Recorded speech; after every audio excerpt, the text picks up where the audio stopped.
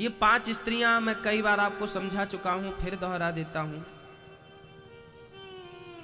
हम सबकी 5 इंद्रियां हैं। जो हमारी इंद्रिय हैं, शब्द, स्पर्श, रूप, रस, गंध, एक्चुअली हम इन सब के गुलाम हैं। हमारी एक आंख नाम की इंद्रिय है, चक्षु, ये आंख। सच कहूं मेरी मां, ये आंख ना आपको गुलाम बना के रखी है। आप किसके गुलाम हैं? अपनी आंखों के। आंख चाहती है कि हम बढ़िया बढ़िया देखें, तो आप इसे दिखाते हैं, और इसे दिखाने में बहुत सारे पैसे भी खर्च होते हैं। आंख कहती है चलो कुल्लू मनाली देख के आओ, कैसी है। आंख कहती है चलो जम्मू कश्मीर देख के आओ, वादियां देख के आओ, कैसी है। आंख कहती है चलो कुतुब मीनार देख के आओ। आंख कहती है चलो लाल किला देख के आओ। आंख कहती है चलो ताजमहल देख के आओ। आंख का ही तो झंझट है, आंख पूरा चक्कर लगवाती है। अच्छा, जो अंधे हैं, कभी उनका मन होता है कि चलो लाल किला देखें, ताजमहल देखें, कुतुब मीनार देखें, कश्मीर देखें। अंधों की इच्छा होगी तो सारी फसाद की जड़ क्या है? बोलो मेरी मां। हमारी आंख परेशान करती है, खुद की आंखें, और आरोप लगाते हैं आप दूसरों को, महाराज जी ये बहुत परेशान करता है। हम पड़ोसियों से परेशान नहीं हैं, हम जमाने से परेशान नहीं हैं, हम अपनी इच्छाओं से परेशान हैं। एक इच्छा है आंख की। बताओ आंख की क्या इच्छा है? बोलो बोलो जोर से।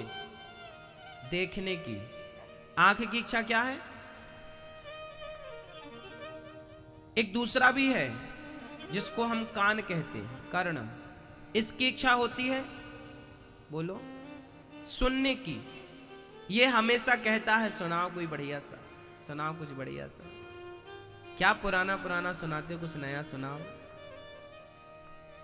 कान की इच्छा क्या होती है सदा?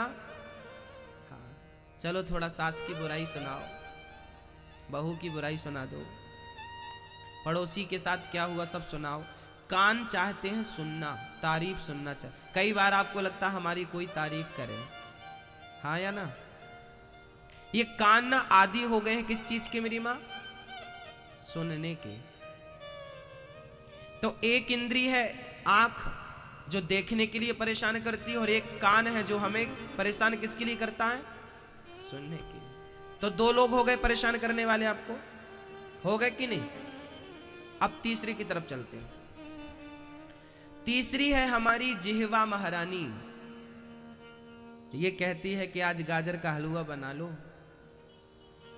तो कल कहेगी नहीं नहीं आज रबड़ी होनी चाहिए, चलो आज ये होना चाहिए।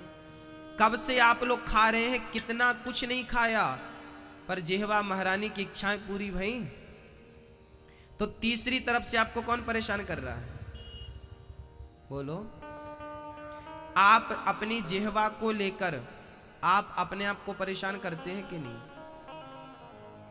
तो हमारी तीसरी परेशानी की जड़ क्या है? हमारी जिह्वा। अच्छा, चौथी परेशानी क्या है? हमारी नाक। ये हमारी नाक महारानी जो है ना, ये भी बेचारी सूंघने की आदी है। इसे बढ़िया बढ़िया परफ्यूम, आपके घर पे लाइन लगी परफ्यूम की, ये वाला, ये ब्रांड, ये वाला, ये ब्रांड। आजकल सेंट के बिना कोई बाहर नहीं निकलता। अच्छा, हमारी आदत नहीं है सेंट डालने की। हमें लगता है कि शरीर से खुशबू कितने दिन तक आएगी, कितने घंटे तक आएगी। सच्चाई तो यह है कि शरीर दुर्गंध की खदान है, आना तो दुर्गंध ही है शरीर से। इसलिए खुशबू होनी चाहिए, शरीर में नहीं, आपके चरित्र की खुशबू से महक जाए ये दुनिया। कुछ ऐसा कर दिखाओ,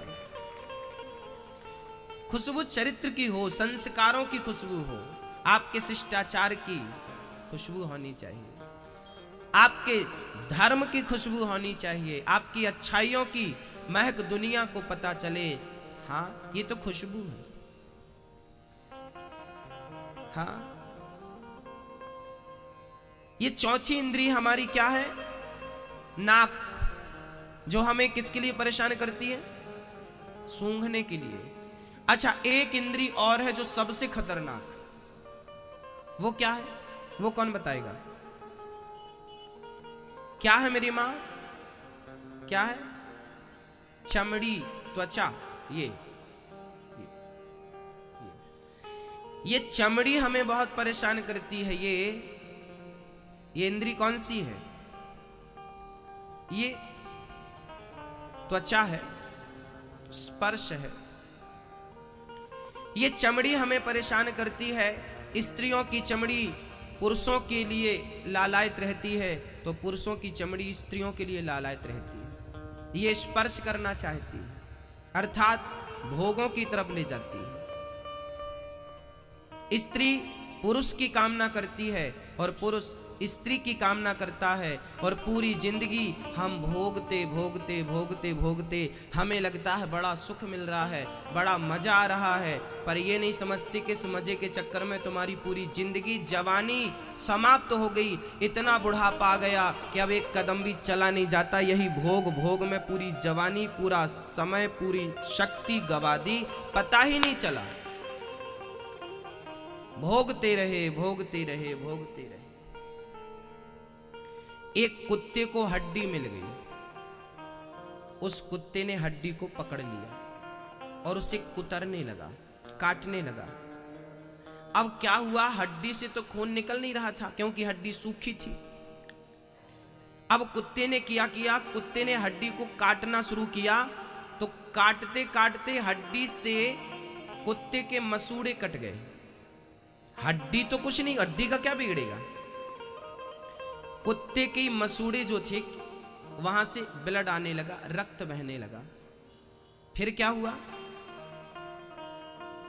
फिर हुआ ये कि कुत्ते का ही खून निकलता, उस हड्डी पे लगता, और फिर कुत्ता वो हड्डी का खून चाट लेता। तो कुत्ते को लग रहा था कि खून हड्डी से निकल रहा। कुत्ते को क्या गलतफहमी हो गई? कुत्ते को गलतफहमी हो गई कि हड्डी से मजा आ रहा, खून चाटने में ये बहुत स्वादिष्ट लग रही है, जबकि वो रक्त किसी और का नहीं, वो उसी का था। बस हम सबकी भी हालत उसी कुत्ते की तरह है। जैसे कुत्ते का ही खून हड्डी पे लगता, शक्ति कुत्ते की ही घट रही है, घायल कुत्ता ही हो रहा है, पर उसे लग रहा है स्वाद हड्डी से मिल रहा है। ऐसे शक्ति तुम्हारी ही समाप्त हो रही है, जवानी तुम्हारी ही बिगड़ रही है, समय तुम्हारा ही बिगड़ रहा है, और लगता है कि स्त्री और पुरुष में बड़ा मजा आ रहा है, बड़ा सुख मिल रहा है। ये पूरी जिंदगी हम अज्ञानवश गुजार देते हैं, पता ही नहीं चलता कि सुख कहां से आ रहा। पूरी जिंदगी हम गुलामी करते हैं न भोगों की। तो हमें परेशान करने वाले हमारे पास कितने लोग हो गए? बोलो, कितने हो गए? 5। हमें ये 5 लोग पूरी जिंदगी परेशान करते हैं, और हम क्या करते हैं? इन 5 की इच्छा पूरी करने में लग जाते हैं। आप लोग कहते हैं ना हम अपने बच्चों के लिए कर रहे हैं, खबरदार जो आज के बाद ऐसा कहा। आप अपने बच्चों के लिए नहीं कर रहे हैं, आप इन 5 लोगों के लिए कर रहे हैं। आप अपनी आंखों के लिए कर रहे हैं या अपने कान के लिए कर रहे हैं? आपकी इच्छा है कि मेरा बंगला हो, फिर इच्छा होगी कि जब मैं बंगले में जाऊं तो लोग मेरी तारीफ करें, तो आपकी आंख देखने को भी तैयार है और सुनने को भी तैयार है। उसके बाद जब धन बढ़ेगा, आंख कान की इच्छाएं पूरी हो जाएंगी, तो फिर इच्छा होगी कि अब तो चकाचक खाना चाहिए, ये तीसरी इच्छा। फिर चलो अब बड़े आदमी हो तो बड़े बड़े परफ्यूम होना चाहिए, बड़े ब्रांडेड, हाँ लो। फिर भोग भी होने चाहिए, सुरा और सुंदरी भी होनी चाहिए। पूरी जिंदगी 5 चीजों की इच्छाएं में हम गुजारते हैं, और ये इच्छाएं तो पूरी नहीं होती, अंत में शरीर पूरा हो जाता है। बताओ आज तक किसी की ये 5 इच्छाएं पूरी हुई हो तो बता दो नाम उसका। किसी की इच्छाएं क्या भोगों से पूरी हो गई? किसी की इच्छा खाने से पूरी हो गई? किसी की इच्छा देखने से पूरी हो गई? सूंघने से पूरी हो गई? आज तक इच्छाएं पूरी नहीं भई और इन्हीं इच्छाओं के लिए हम दौड़ रहे हैं। कैसे समझाएं दुनिया वालों को कि तुम दौड़ के कितने भी आगे जाओ पर तुम्हारी इच्छाएं पूरी नहीं होंगी। इसलिए कहते हैं कि अपनी पांचों इंद्रियों को, अपने मन को इच्छाओं की तरफ ना लगाओ, अपने मन को गोविंद के चरणों में लगा दो। यही इस मानव तन की सार्थकता है। मीराबाई ने कहा ना कि कन्हैया तुम्हें एक नजर देखना है, जिधर तुम छिपे हो उधर देखना है। यदि देखना ही है तो आंखों से जमाने को ना देखा जाए, गिरधर गोपाल को देखा जाए। याद रखना भक्तों, यूं तो देखने को बहुत सारी चीजें हैं, कुल्लू मनाली है तो कश्मीर है तो ना जाने क्या क्या नाम गिनाए। यूं तो देखने को बहुत कुछ है, पर सच कहता हूं कि गोविंद को देख लिया जाए, उनके मुख को, उनके चरण को देख लिया जाए, उसके बाद फिर कुछ देखने की तमन्ना रह नहीं जाती। कई बार हम ना बड़े बड़े शहरों में जाते हैं तो लोग हमें कहते हैं गुरुजी चलो हम आपको घुमा के लाएं, हमारे यहाँ की ये चीज अच्छी है देखने के लिए, लोग विदेश से आते हैं, चलो हम आपको दिखा के लाएं। हम मना कर देते हैं, साहब हमें मत दिखाओ, हमारी इच्छा ही नहीं है देखने की। उन्होंने कहा क्यों, आपकी इच्छा क्यों नहीं है देखने की? यहाँ तो विदेश से लोग आते हैं केवल ये चीज देखने के लिए। हमने कहा कि उन विदेशियों को पता ही नहीं। हमने कहा कि आप हमें क्या दिखाएंगे? उन्होंने कहा कि यहाँ बहुत बढ़िया बढ़िया पहाड़ हैं, बहुत बढ़िया बढ़िया झरने हैं, सब प्राकृतिक हैं। हमने कहा कि जिस परमात्मा ने इतने सुंदर झरने बना दिए, जिस परमात्मा ने इतनी सुंदर वादियां बना दी, जरा विचार करो कि उस परमात्मा का कोई दर्शन कर ले तो क्या उसे देखने के बाद कुछ देखना बाकी रह जाएगा? हमने तो बिहारी जी को देख लिया है, बांके बिहारी जी श्रीधाम वृंदावन में बैठे हैं। हमारे बिहारी जी को देखने के बाद, सांवरिया सेठ को देखने के बाद, श्रीनाथ जी को देखने के बाद, जगन्नाथ भगवान को देखने के बाद भी क्या कुछ देखने की इच्छा रह जाएगी? ब्रज की रज मस्तक पे लगाने के बाद फिर कोई शेष इच्छा नहीं रह जाती भक्तों। बस वो रज उठाकर, वो रज तो राधा रानी के चरणों का प्रसाद है, वो यदि मस्तक पे धारण हो जाए एक बार तो फिर उसके बाद कोई इच्छाएं नहीं रह जाती। तो जिसने ये प्रकृतियां और वादियां बनाई हैं उनमें मन लगाओ भक्तों। ये वादियां देखते जाओगे, जी नहीं भरेगा। पर गिरधर गोपाल को देखने की एक बार मन में इच्छा जाग गई और मन स्थिर हो गया तो आप दुनिया में सबसे सुखी व्यक्ति बन जाएंगे। फिर कोई तमन्ना नहीं, कोई चाहत नहीं। हाँ, तो आंख लगाओ गोविंद के चरणों में और कान लगा दो भगवान की कथा में, तो देखो दोनों इंद्रियां सफल हो गई। और नहीं तो ये बेकार है, फिर तो अंधे रहना ठीक है, बहरा रहना ठीक है। यदि आप एक एक घंटे दुनिया की पंचायत सुनती हो माँ और कथा में आप नहीं आती हो, कथा नहीं सुनती हो, तो मुझे लगता है कि आपका बहरा रहना ही अच्छा है। फिर आपको कान जो ईश्वर ने दिए हैं ना वो बेकार है, अगले जन्म में कभी भगवान ये गलती करेगा नहीं। यदि आपकी जिह्वा है और आप अपनी जिह्वा से केवल स्वाद ही लेते हैं और आप अपनी जिह्वा से राम नाम नहीं जपते, आप अपनी जिह्वा से भगवान का नाम नहीं जपते, तो मुझे लगता है कि आपकी जिह्वा बेकार है, इसे काट देनी चाहिए, है ना। ये जिह्वा केवल उल्टा सीधी बातें करेगी। केवल राम नाम के लिए परमात्मा ने ये जिह्वा दी है, क्यों ना ये नाम जप लिया जाए इस जिह्वा से।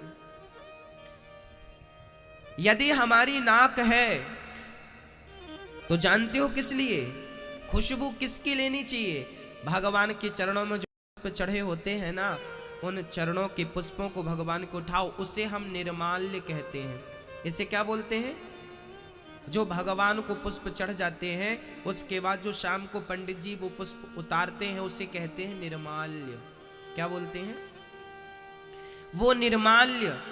कभी कभी मंदिर जाओ तो पंडित जी आपके गले में माला पहना देते हैं, कभी कभी आप बिहारी जी जाएंगे तो वहां पुष्प फेंके जाते हैं, कभी कभी आपके हाथ में आ जाते हैं। आप उन पुष्पों का क्या करते हैं? याद रखना, वो पुष्प प्रसाद स्वरूपों से फेंका नहीं जाता। जब कभी गुरु आपको कोई माला पहनाए, जब कभी पुजारी जी आपको कोई माला पहनाए तो उसे उतार के रख मत देना, वो तो प्रसाद स्वरूप है, वो आपकी कामयाबी का प्रतीक होगा, वो आपको कामयाब बनाएगा। प्रिय भक्तों, वो प्रसाद है, ये निर्माल्य है।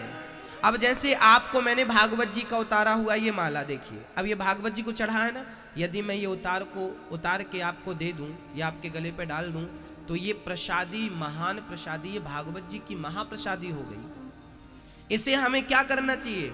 जब कभी भी गुरु माला दे, जब कभी भी पुजारी जी माला दें, तो सबसे पहले उस पुष्प को अपने दोनों नेत्रों में लगाना चाहिए। हे प्रभु, आपके चरणों की प्रसादी में अपने मस्तक पे, यूं नेत्रों पे लगाओ, फिर उसे अपने मस्तक पे लगाओ, फिर उसे अपने सीने पे लगाओ और उसे अपने घर पे रख दो। माला सूख जाए, संभाल के रखना है रखो, नहीं तो गंगा यमुना के किनारे जाकर गड्ढा खोद के उसे विसर्जित कर दो। ये निर्माल्य का विधिवत कार्य है। कई लोग माला उठा के फेंक देते हैं। भगवान को चढ़ी हुई माला कभी नहीं फेंकनी चाहिए, और वो कभी आपके चरणों में आए, इससे भी आपको बचना है। इसका सम्मान, ये जब तक बगीचे में था ना तब तक साधारण पुष्प था, पर ये भगवान के चरणों में चढ़ते ही ये पुष्प नहीं रहा, ये तो अब प्रसाद हो गया है, इसकी कीमत बढ़ गई है। हाँ, ये प्रसादी हो गई।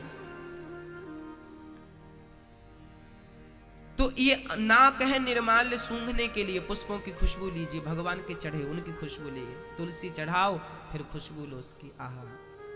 और यदि स्पर्श करना है तो गुरुजनों के चरणों को छुए, माता पिता के चरणों को छुए और बिहारी जी के चरणों का चिंतन करें, भाव बनाए कि हम उनके चरण दबा रहे हैं। इस प्रकार का हमें भाव रखना। धुंधकारी ने अपनी पांचों इंद्रियों, देखिए पांचों इंद्रियों का मैंने सदुपयोग बता दिया। बताइए आंख का सदुपयोग क्या है? बोलो, आंख का सदुपयोग क्या है?